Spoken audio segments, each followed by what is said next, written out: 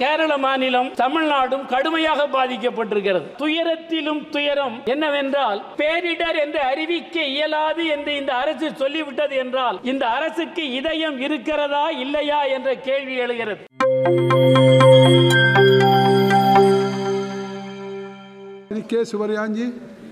ஒரு சட்டம் இயற்றப்படுகிறது என்றால் மக்களின் எதிர்பார்ப்புகளை நிறைவேற்றுவதற்கு பொருத்தமானதாக அந்த பில் அமைய வேண்டும். ஆனால் இப்பொழுது முன்மொழியப்பட்டுள்ள இந்த பில் டிசாஸ்டர்களில் ஏற்பட்ட இழப்புகளில் மக்கள் பட்ட துயரங்களை பார்த்து அவற்றிற்கு தீர்வு தருகிற அம்சங்கள் எதுவும் இந்த பில்லில் இல்லை. எனவே இந்த பில் வரவேற்கத்தக்க பில் அல்ல. ஏனென்றால் பாதிக்கப்பட்ட மக்களின் எதிர்பார்ப்புகளை இது நிறைவேற்றுகிற அம்சத்தை கொண்டதாக அமையவில்லை என்பதால் இவற்றை நான் எதிர்க்கிறேன். அதேபோல் இயற்கை பேரிடர் என்பது பேரழிவை கொடுக்கக்கூடிய ஒரு விஷயம். அந்த பேரிடரில் ஏற்படுகிற இழப்பு முழுவதும் மாநில அரசுகளின் தலையிலேயே விழுகிறது. இந்த பெருஞ்சுமையை அவர்கள்தான் சுமக்க வேண்டியிருக்கிறது.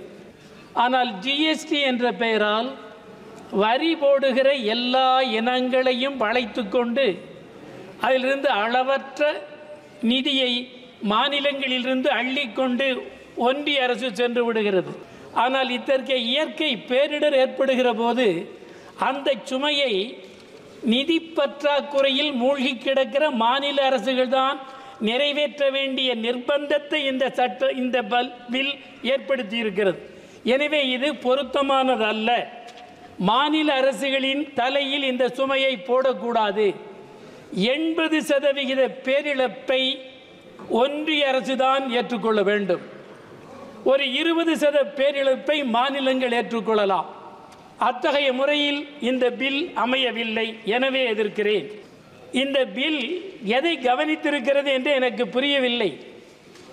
ஏன் இயற்கை பேரிடர் ஏற்படுகிறது என்பதை பற்றிய அறிவியல் பூர்வமான காரணங்களை கண்டறிகிற முயற்சிகள் உரியபடி அமையவில்லை. அதேபோல் அவற்றை முன்கூட்டியே தடுப்பதற்குரிய முனைப்பும் முயற்சியும் எப்படி இருக்க வேண்டும் என்ற நோக்கம் குறித்தும் எந்த கருத்தும் இல்லை.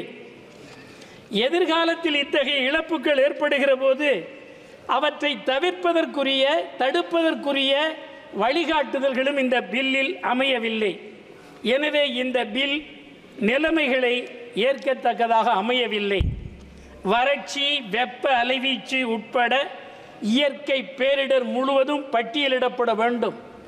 இவற்றால் எந்த மாநிலங்கள் இழப்பை சந்திக்கின்றனவோ அந்த மாநிலங்களின் இழப்பை ஈடுகட்டுகிற தன்மை கொண்ட பில் இந்த அவையில் முன்மொழியப்படுகிற போதுதான் நிலைமைகளில் மாற்றத்தை கொண்டு வர முடியும்.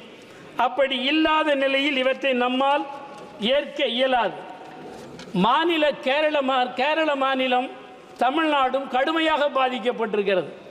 ஆனால் துயரத்திலும் துயரம் என்னவென்றால், வயநாடு அவ்வளவு கடுமையாக பாதிக்கப்பட்டிருக்கிறது. அவற்றை பேரிடர் என்று அறிவிக்க இயலாது என்று இந்த அரசு சொல்லிவிட்டது என்றால், இந்த அரசுக்கு இதயம் இருக்கிறதா இல்லையா என்ற கேள்வி எழுகிறது.